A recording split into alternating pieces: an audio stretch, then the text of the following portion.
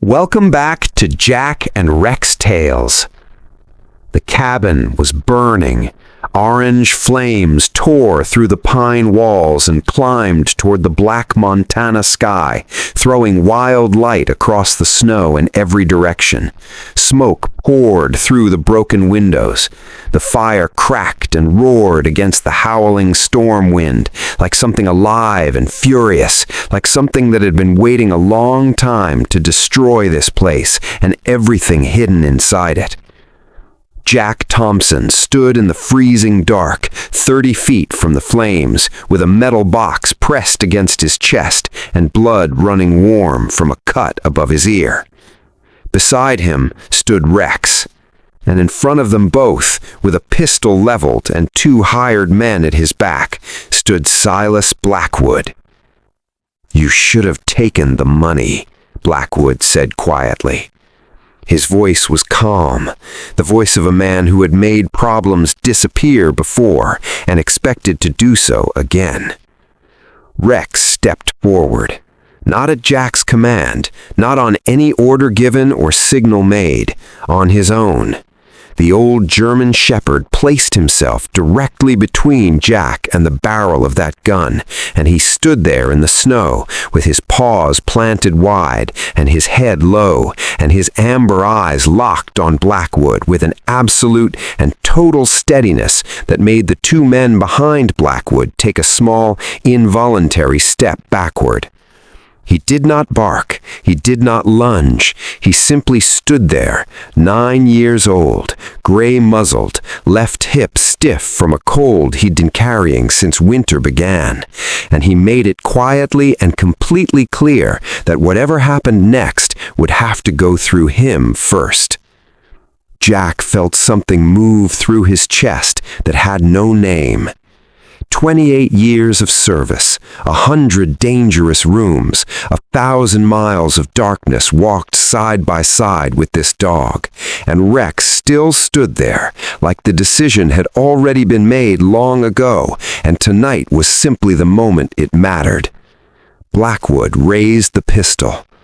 Then the sky broke open. A deep, rhythmic thunder came down through the storm. Searchlights swept through the falling snow and turned the tree line white and electric blue. A voice descended from above with the full authority of the federal government behind every word. "FBI!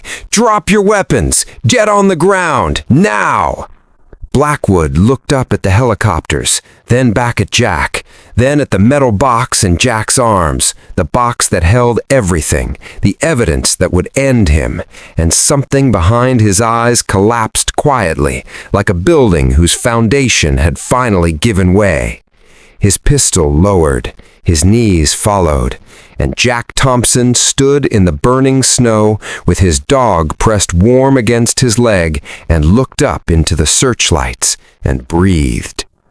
It had started 3 days ago with a courthouse auction that nobody wanted to attend. The room inside the Clearwater County Courthouse was the kind of quiet that has weight to it. January cold pressed against the old windows, folding chairs scraped against linoleum, fluorescent lights hummed overhead, and one by one the people of this small Montana county sat with their hands in their laps and their eyes carefully lowered, waiting for the listing they all knew was coming and none of them intended to bid on. 160 acres, the auctioneer said, shuffling his papers. Old Miller property, tax delinquent 15 years, cabin structure on site, starting bid open. The silence that followed was different from ordinary silence. It was the silence of people remembering something together without speaking. No hand went up, no paddle moved. The clock ticked. The auctioneer looked up over his reading glasses and waited, and the room waited with him, and nobody moved. Then a paddle lifted near the back wall. A tall man stood in the shadow between a support beam and a water-stained bulletin board. He was still in the particular way of men who have spent years in places where survival was survival. His dark hair had gone silver at the temples. A thin scar crossed his left eyebrow, old and precise, the kind left by something that happened in a classified place a long time ago and was never discussed again. His name was Jack Thompson, 50 years old, retired United States Navy SEAL, 28 years of service across 3 continents, in darkness and heat and cold, in places that existed in government files and nowhere else. He had come home 14 months ago. He was still trying to figure out what that meant. $500, he said. Heads turned slowly around the room. Beside Jack's right boot, sitting perfectly still on the courthouse floor, was a large German shepherd with amber eyes and a gray muzzle and the calm, unhurried posture of a soldier who had learned long ago that patience was its own kind of strength. Rex had served his final 2 deployments beside Jack. When Jack was discharged, he filed the paperwork to bring Rex home. Nobody questioned it. There are bonds that don't require explanation. Rex was 9 now. There was stiffness in his back left hip on cold mornings. His muzzle had gone almost entirely gray, but his eyes were still clear, and his instincts were still sharp, and when he walked beside Jack, there was still something in the way he carried himself that made people unconsciously step aside. $500, the auctioneer repeated. Going once, going twice. No other hand. Sold. Jack Thompson owned the most avoided property in the county. Before driving out to the land, he stopped at the only general store in town. The man behind the counter was old and unhurried, with the kind of face built by decades of watching things happen in a small place and keeping most of his thoughts to himself. He studied Jack for a long moment. "You the one bought the Miller place?" "I am," Jack said. The old man set his hands flat on the counter and didn't reach for the register. "Arthur Miller came here 16 years ago. Journalist from back east. Smart fella. Spent months out here asking questions about the GeoCorp mining operation up north." He paused, choosing his words carefully. "One morning, his truck was still parked outside that cabin, his coat still on the hook, coffee mug still on the table." He looked at Jack directly. "But Arthur Miller was gone, and nobody in this county ever saw him again." Jack said nothing. "People say it's haunted," the old man continued, "but it ain't ghosts folks are scared of out there." He lowered his voice just slightly. "It's the people who wanted that land and couldn't get it." Jack paid for his supplies and drove out into the pines. The Miller cabin stood deep in the tree line at the end of a dirt road that hadn't known regular traffic in years. It was gray and weathered and sagging, the porch tilting on one side, the window frames swollen with years of moisture and cold. Pine trees pressed close on 3 sides. The mountains rose white and silent behind them. Jack stepped inside slowly. The air was cold and still and heavy in the particular way of a place that has been waiting a long time. Dust lay thick across the table. A ceramic mug sat beside an open book, its pages yellowed and warped. A brown canvas coat hung from a wooden peg near the door, men's large, the sleeves worn pale at the cuffs. Arthur Miller had left this room like a man planning to return within the hour. Jack stood in the center of the floor and looked at all of it without moving. Rex moved quietly through the room, nose low, reading the space the way he had been trained to read every space, methodically, carefully, without distraction. He worked his way along the baseboards, across the floor, toward the far wall. Then he stopped. His ears came up slowly. His entire body shifted in that way Jack had seen hundreds of times in the field. Not aggression, not alarm. Focus. Pure, trained, absolute focus directed at a single point. Rex turned toward the stone fireplace. He walked toward it one deliberate step at a time. He lowered his nose to the base stones and inhaled slowly. And then he began to scratch. Not casually, not out of curiosity, with the deep, insistent urgency of a military canine who has found something real and needs his partner to understand that right now. His claws scraped against the stone in a steady rhythm. He paused, sniffed again, scratched again. His amber eyes never left that one particular stone at the base of the fireplace.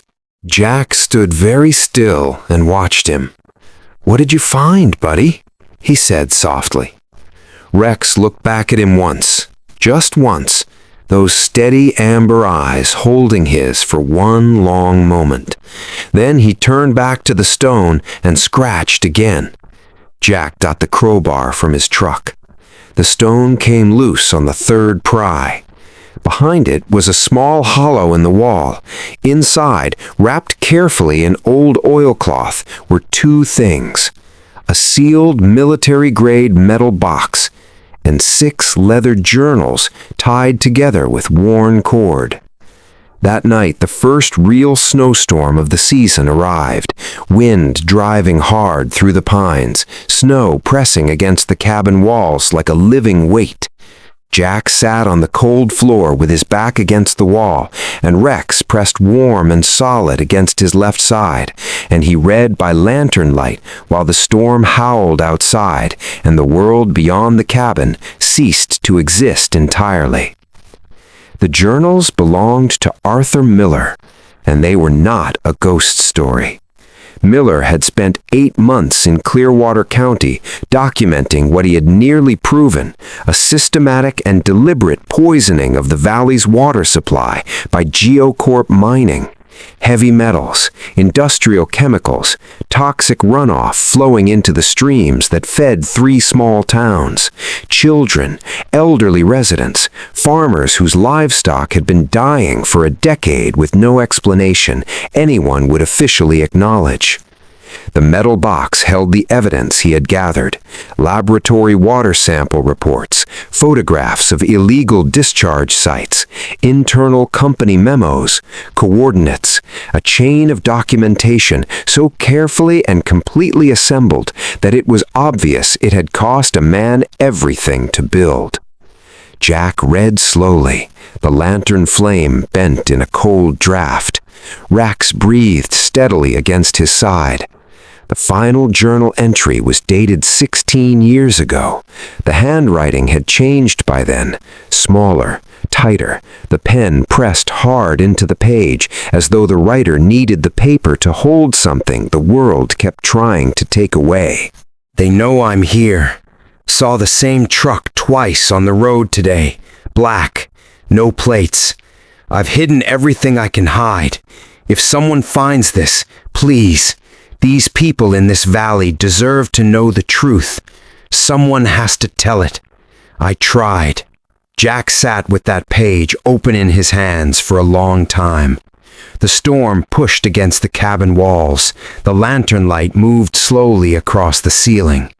Rex lifted his head from Jack's knee and looked up at him with those quiet amber eyes, steady and present, and asking nothing.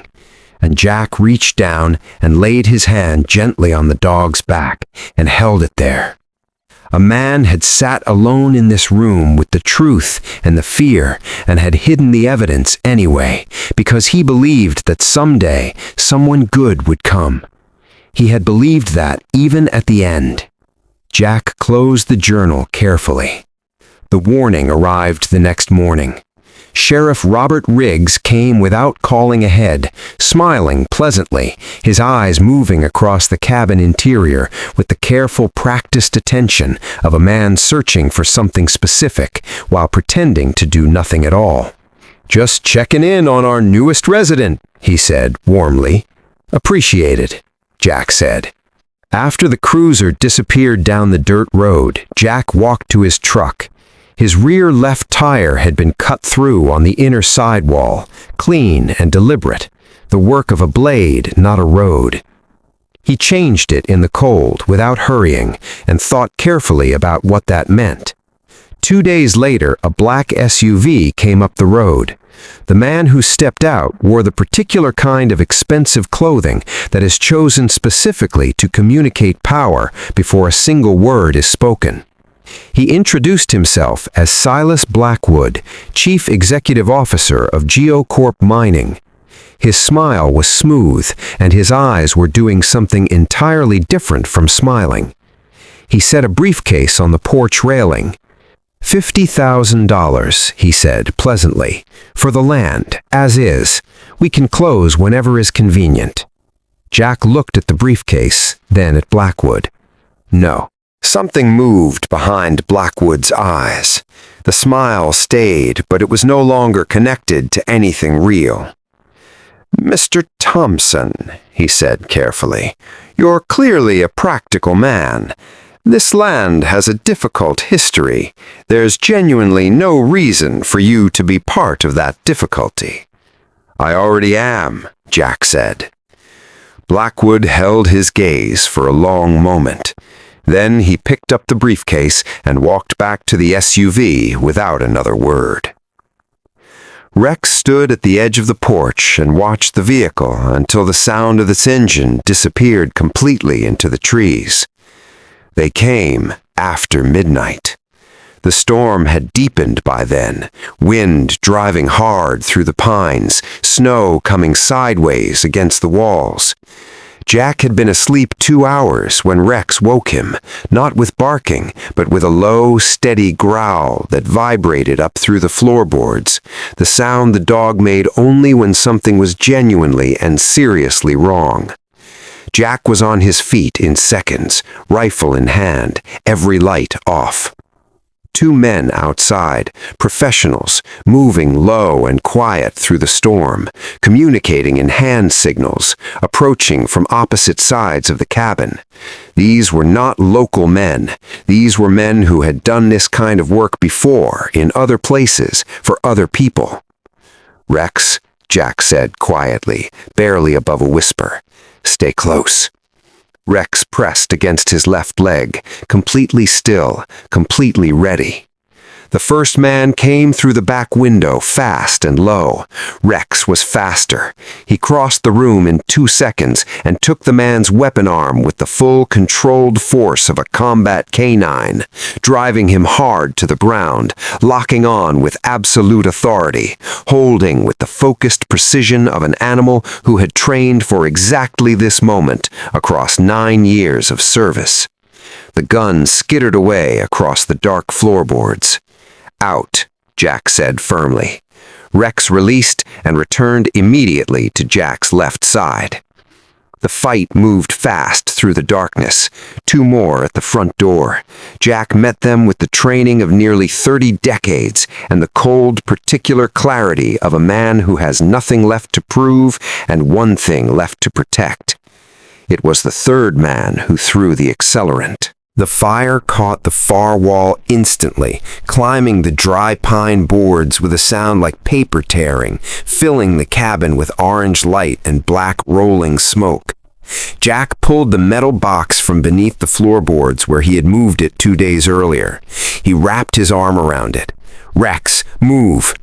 They hit the front door together and burst through into the freezing night, and the cold hit like a wall, and behind them the cabin burned against the black sky, and ahead of them in the snow stood Silas Blackwood with a pistol and 2 men at his back. "You should have taken the money," Blackwood said, and Rex stepped forward. Without command, without hesitation, he placed himself between Jack and that gun, and he stood in the snow, and he did not move, and he did not make a sound, and his amber eyes held Blackwood's with a stillness that was not the stillness of fear, but the stillness of absolute and unconditional love, expressed as absolute and unconditional will. 9 years, 100 rooms, 1,000 miles of darkness, and Rex still chose this, still chose him. Jack felt something in his chest that was not quite grief and not quite gratitude, but lived somewhere between them in a place that had no proper name. The helicopters came down through the storm. The searchlights turned the snow white and electric. The voice from above left no room for anything but surrender. Blackwood's pistol lowered. His knees hit the snow. It was over. The investigation moved quickly once the evidence reached federal hands. GeoCorp executives were indicted within weeks. Water contamination alerts were issued across 3 counties. Sheriff Riggs was suspended pending federal corruption charges. And the disappearance of Arthur Miller, cold for 16 years, was officially reopened as a homicide investigation. A man had tried to tell the truth and had been silenced for it. But he had hidden his evidence well. And a 9-year-old German shepherd with a gray muzzle and a stiff hip and eyes that still saw everything had refused to walk past a fireplace without stopping. Spring came slowly to the Montana high country, the way it always does, carefully, quietly, one warm afternoon at a time. The burned skeleton of the Miller cabin still stood at the edge of the tree line, black timbers against new green grass. Jack worked the site each morning, clearing slowly, Rex moving through the tall grass nearby with his nose down and his tail making long, easy sweeps in the warming air. A journalist friend called one afternoon. "They're calling you a hero," she said. "The whole valley."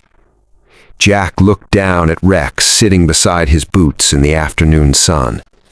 "I'm not a hero," he said quietly. "I just listened to my partner."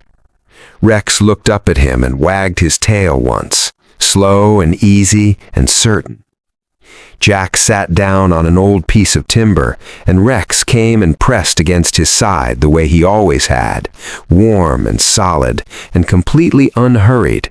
And together they looked out across the valley that was green now and waking, and theirs.